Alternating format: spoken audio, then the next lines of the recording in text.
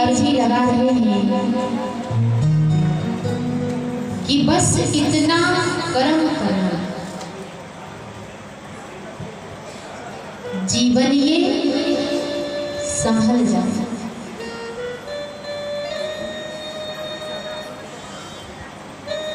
ऐसा भाव, भैया आप एक को भजन में करिए, थोड़ा कम कर दीजिए। ऐसा भाव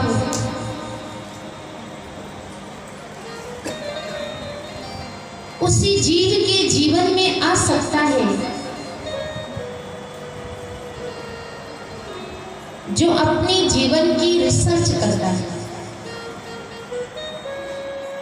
इसलिए ऋषियों को ऋषि कहा है क्योंकि वो अपने जीवन का रिसर्च करते हैं, खोज करते हैं। बड़े बड़े वैज्ञानिक रिसर्च कर रहे हैं, तो आज समाज में कितनी उन्नति हो रही है। सब कुछ बटन पे है, बटन को दबाओ, पवन देवता प्रकट हो गए, पंखा चालू हो गया। स्विच को ऑन करो, बल्ब जल गया, सूर्य देवता प्रकट हो गए। अब तो मनुष्य इतना आलसी होता जा रहा है, इतना आलसी होता जा रहा है, अगर उसका बस चले तो जो बड़े बड़े वजन वाले वो सोते रहे, मुंह खुल जाता, बस चबाना भी मशीन से हो जाता तो अच्छा है, तो कम से कम वो भी नहीं चलाना पड़ता। पर ऋषियों ने भौतिक जगत की सुख सुविधाओं की रिसर्च नहीं की। अपन को आप ही में पायो और शब्द ही शब्द भयो उजियारो और सतगुरु भेद बतायो।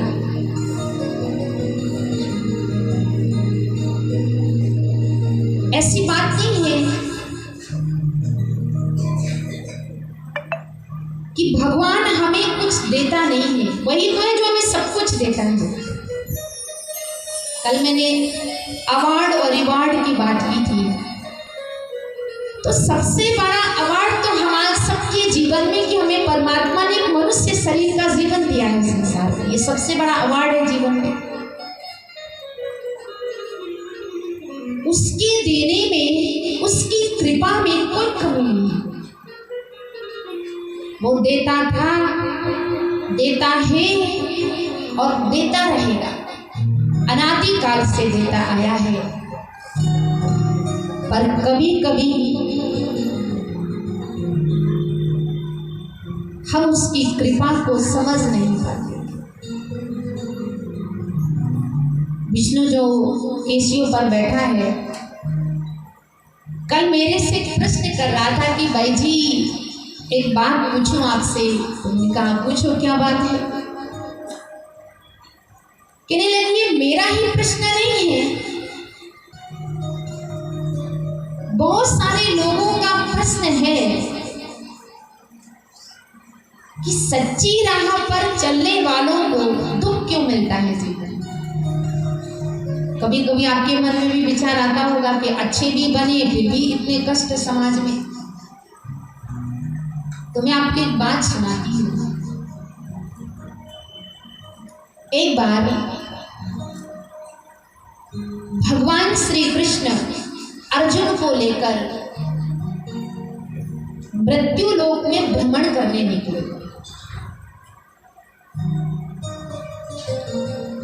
रात हो गई, तूफान आ गया, बारिश होने लगी, तो देखते सामने बहुत बड़ी कोठी बनी हुई थी।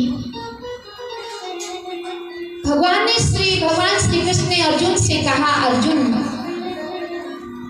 चलो यहाँ आशियाना ढूंढते हैं, हो सकता है रात्रि में कोई विश्राम करने के लिए दे दे जगह। गए, दरवाजा खटखटाया, उस कोठी का सेठ आया। दोनों साधुओं ने कहा, जो भगवान श्री कृष्ण और अर्जुन के रूप में हैं, हे सेठ जी, घनघोर बारिश हो रही है, आंधी आ रहा है,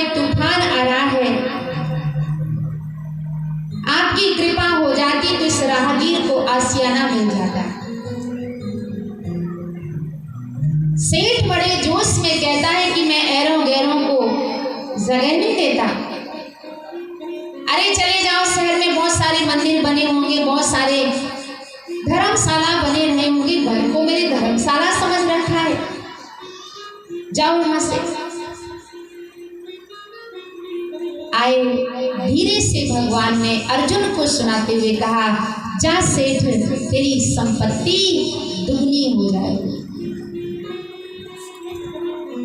अर्जुन को बड़ा आश्चर्य हुआ कि बताओ, जिसने अब शब्द बोले, अपमान किया, तो भगवान ने उसकी माया को दुगना कर दिया। अब चलते चलते एक भगत के घर पहुंचे तो भक्त ने देखा, धन्य मेरे भाग, मेरे घर साधु पधारे हैं। उसने बहुत आदर किया, सत्कार किया और पत्नी से कहा, बहुत अच्छे व्यंजन बनाओ, हमारे घर साधु पधारे हैं। भगवान ने व्यंजन खाया, आराम किया और आराम करते करते भगवान ने कहा, जाओ, तुम्हारी पत्नी ही दुनिया से चली जाए। तो अर्जुन ने भगवान से कहा, प्रभु, तुझे लोग दया का सागर, कृपा का सागर, करुणा का सागर, दीन बंधु कहते, तेरी क्या दीनता है ये?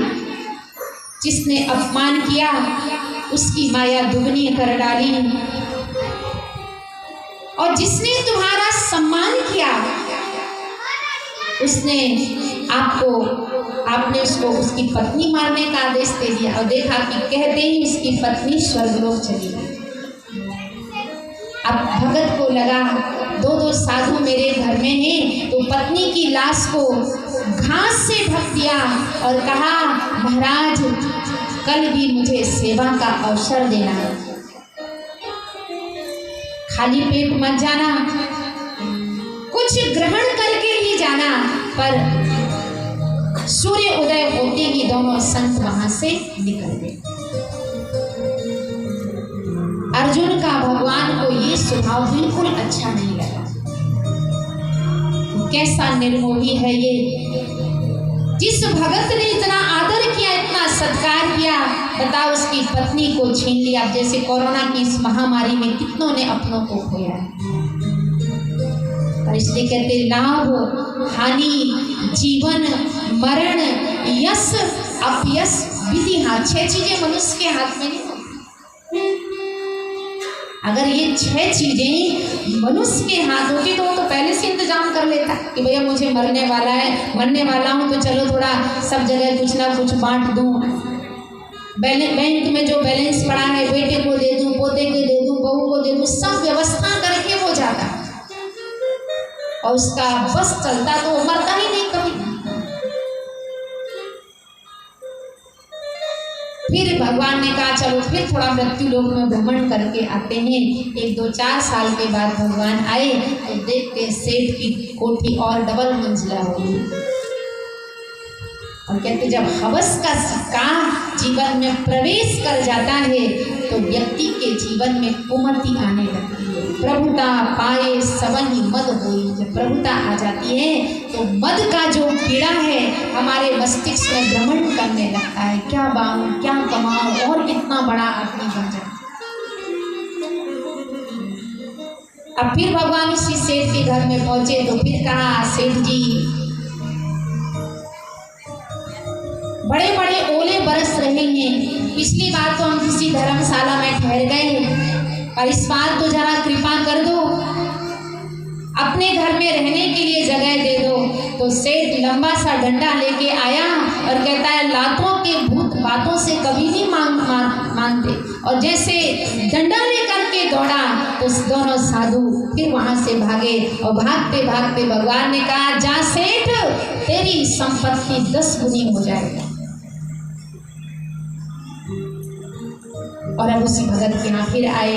भगत ने देखा, ओहो, वही साधु जो आधी सेवा मुझे मिली थी, आधी सेवा नहीं मिल पाई थी, अब इन दोनों साधुओं को मैं बहुत खुश करके भेजूंगा। और आज पत्नी तो थी नहीं, गाय का दूध निकाला, और अपने हाथ से उस व्यक्ति ने खीर बनाई और कहा, लो साधु महाराज, वो प्रसाद लीजिए। पिछली बार तो आपने मुझे सेवा का मौका नहीं दिया था, पर इस बार 2-4 दिन रुक के जाइए।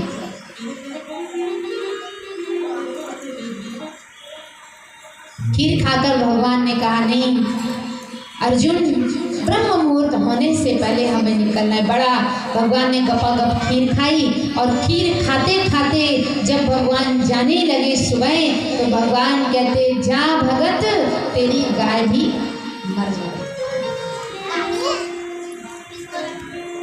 और गरीब बना लिया। अर्जुन ने कहा, अजब तेरी कारीगरी है करतार, तेरी तुझे समझ पाने बड़ा मुश्किल, इसलिए कहते लीला अपरंपारी समझ नहीं आवे और शेष शारदा था के पार नहीं पावे। जैसे संत की रमज बड़ी अटपटी होती है, तो भगवान की लीला तो और ज्यादा विचित्र है। अब कई वर्ष के बाद जब भगवान आए, कहने लगे, चलो फिर से उसी नगर में चलते हैं। और कहते जब भगवान आए तो देखा जो सेठ को भगवान ने 10 गुनी माया दी, और भगवान ने जब उसके कर्म का लेखा जोखा दिखाया, तो भगवान ने देखा कि गंदी गटर की नाली का कीड़ा बना हुआ है।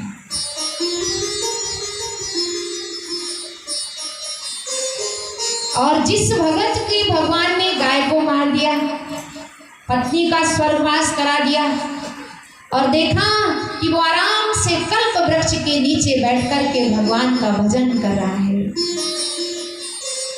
तब भगवान ने कहा, देखो अर्जुन, इस सेठ ने हमेशा मेरे से माया मांगी, इतनी माया मांगी, इतनी माया मांगी, मैंने इसको इतना दिया, इतना दिया, इतना दिया, और इसने जीवन में इतना कमाया, इतना माया में मदमस्त हो गया, इसको मुझे याद करने का समय न रहा। और आज देखो, इसने माया से प्रेम किया, वो आज एक नाली का कीड़ा बना हुआ है।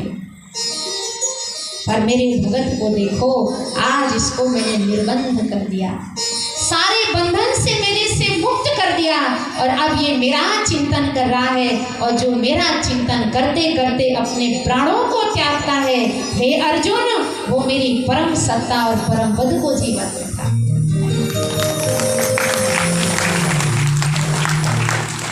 इसीलिए तो भगत कहते हैं कि जैसे 56 करोड़ की संपत्ति नरसिंह जी ने त्याग दी, तो एक भगत कहता है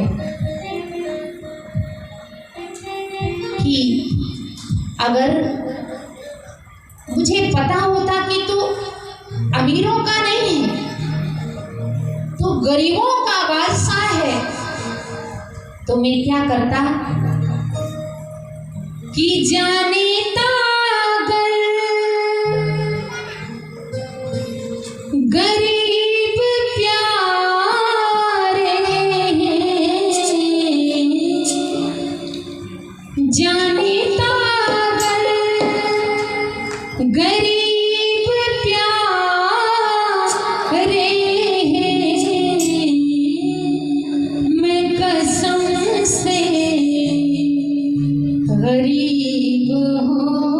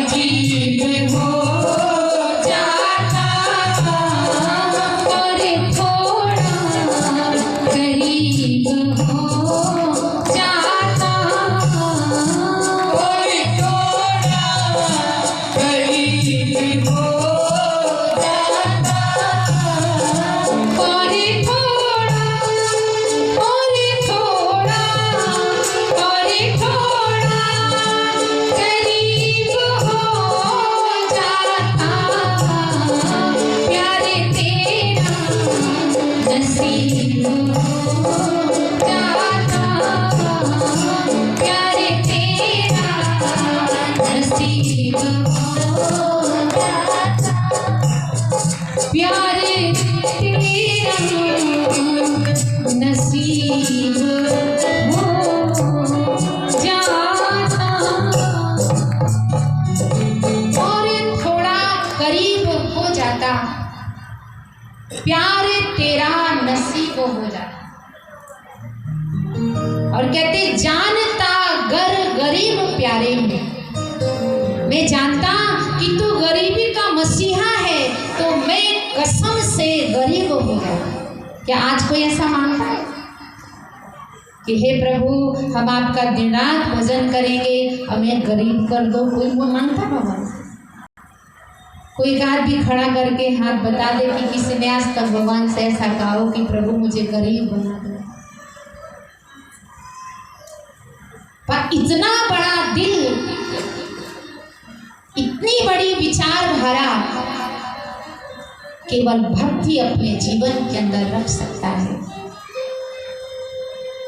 तो किसको पता है कि जाकी गाठी नाम है, जाकी गाठी नाम है, ताकि है सब सीधी,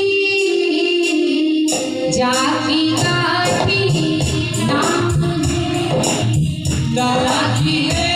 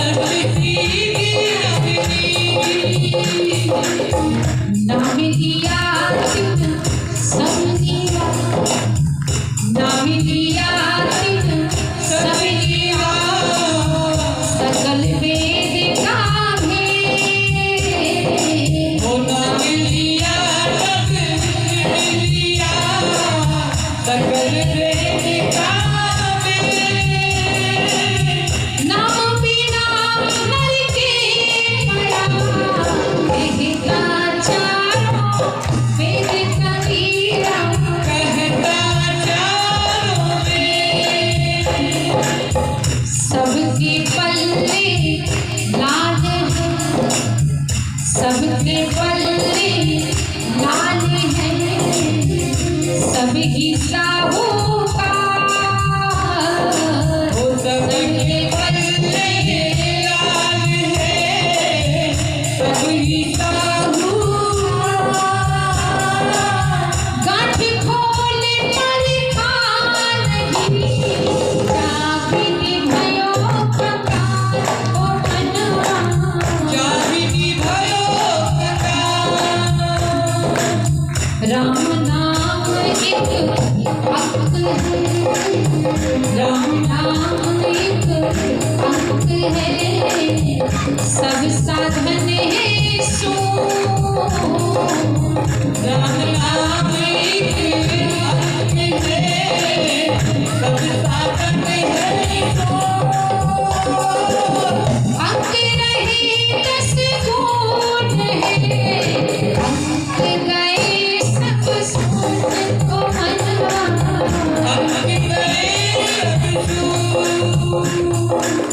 राम नाम मणि दीप धरो, राम नाम मणि दीप धरो, जेह देहरी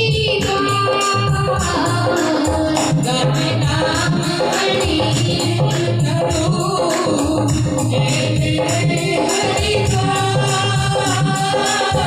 तुलसी भीतर बाहरो, जो चाहसी उजियारो प्यारे, जो चाहसी उजियारो,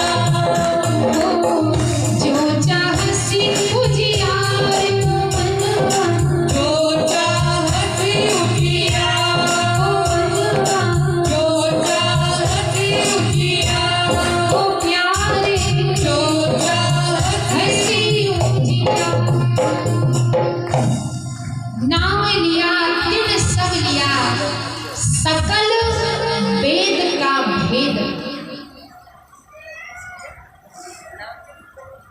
इसीलिए कहते हैं